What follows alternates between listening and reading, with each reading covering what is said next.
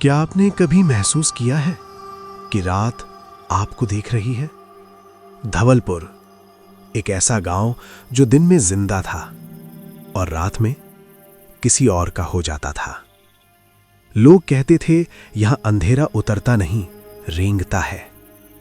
धवलपुर गांव अंधेरे में डूबा हुआ था, ऐसा अंधेरा जो सिर्फ आंखों को नहीं, मन को भी निगल ले। जंगल से आती हवा में अजीब सी सड़ांध थी, जैसे बरसों पुरानी राख खुली हो। गांव से बाहर उसी पुराने बरगद के नीचे एक साधु तपस्या में लीन थे। सदियों से नहीं, जैसे समय ही वहां रुक गया हो। उसकी जटाएं जमीन को छू रही थीं।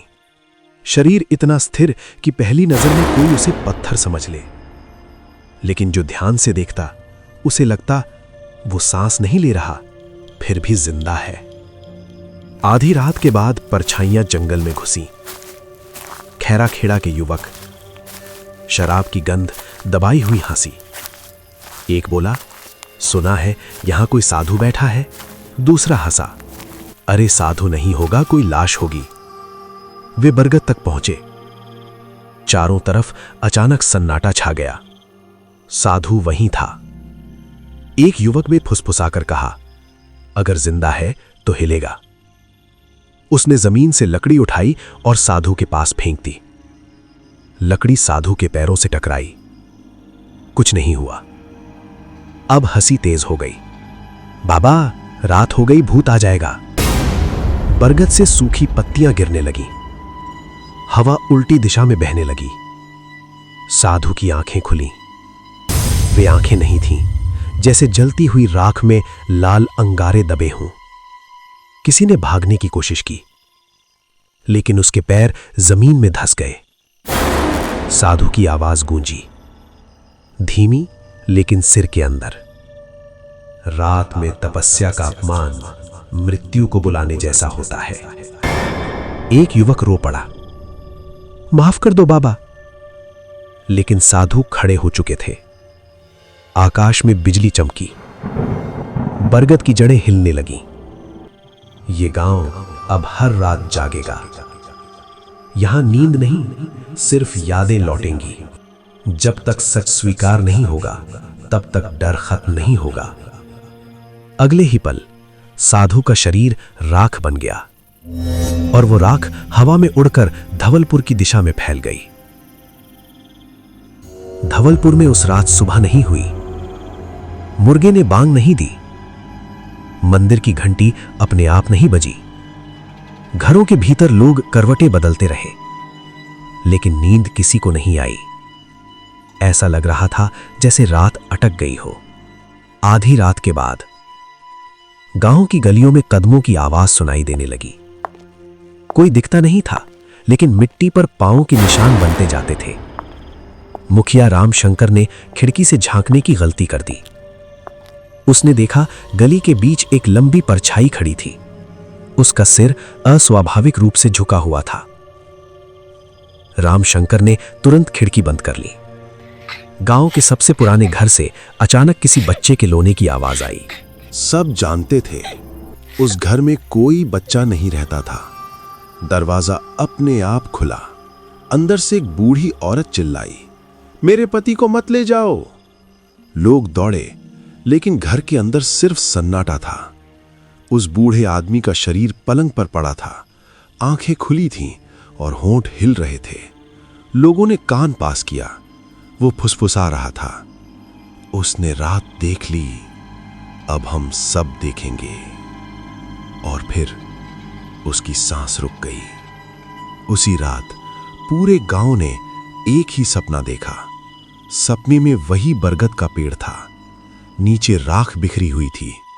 राख के बीच से साधु की आवाज आई, मैं गया नहीं हूं, मैं हर घर में हूं। सुबह की उम्मीद में 3 परिवार गांव छोड़कर निकल पड़े, लेकिन जंगल के रास्ते में रात और गहरी हो गई। एक औरत ने पीछे मुड़कर देखा। गांव नहीं था, सिर्फ वही बरगद और उसके नीचे साधु खड़ा था। अगली सुबह वे तीनों परिवार कभी नहीं मिले।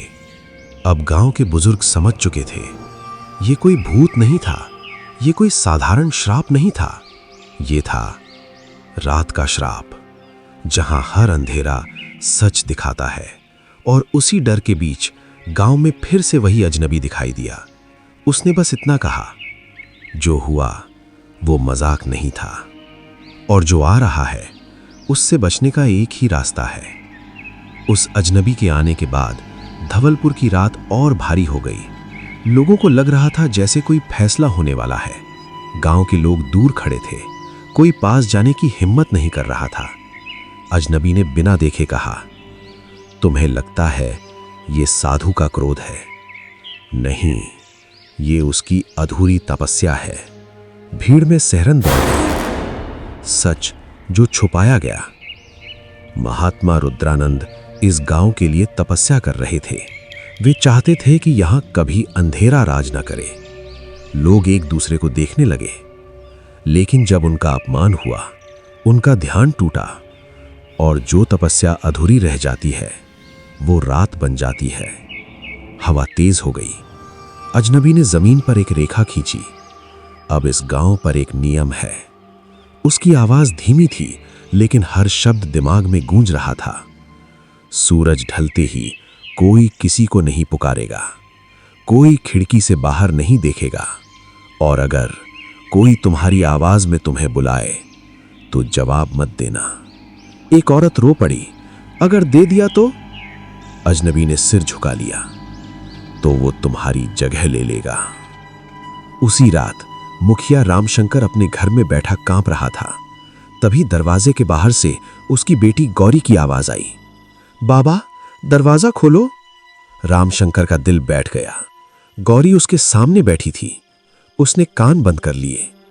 आवाज फिर आई, और इस बार खिड़की के पास से, बाबा मैं ठंड में हूं।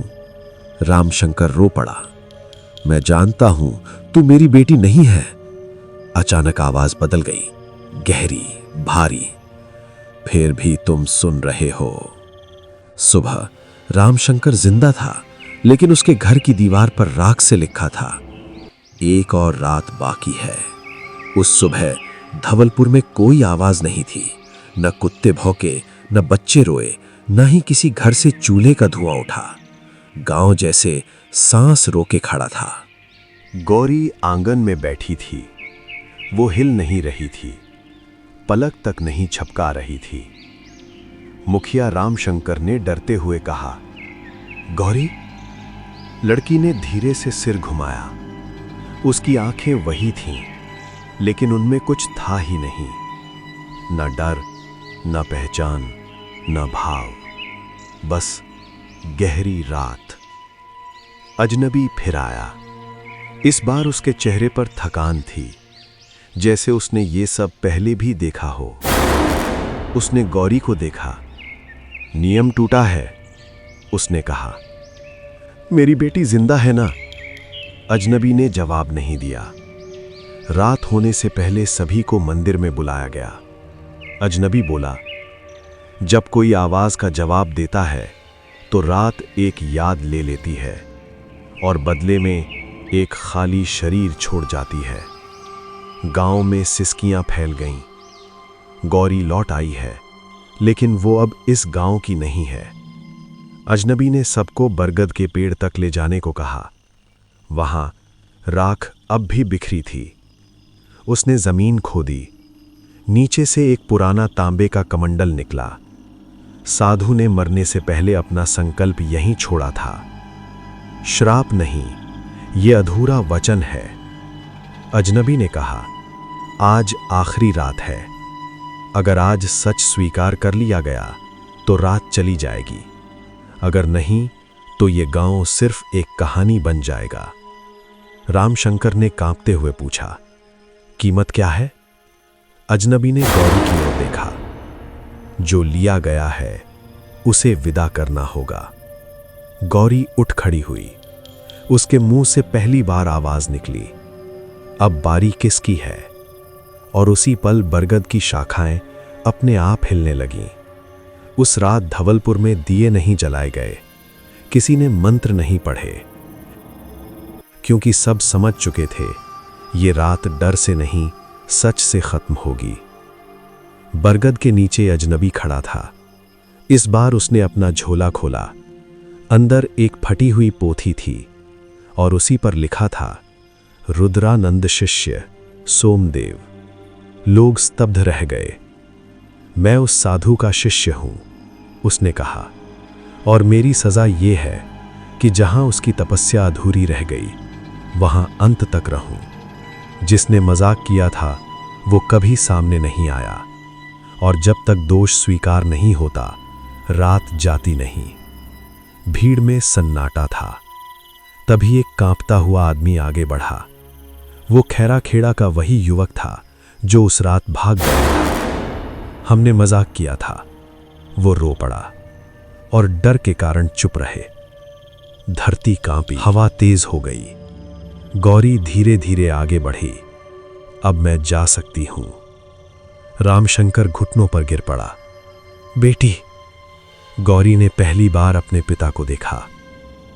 अगर मैं रुक गई तो रात रुकेगी।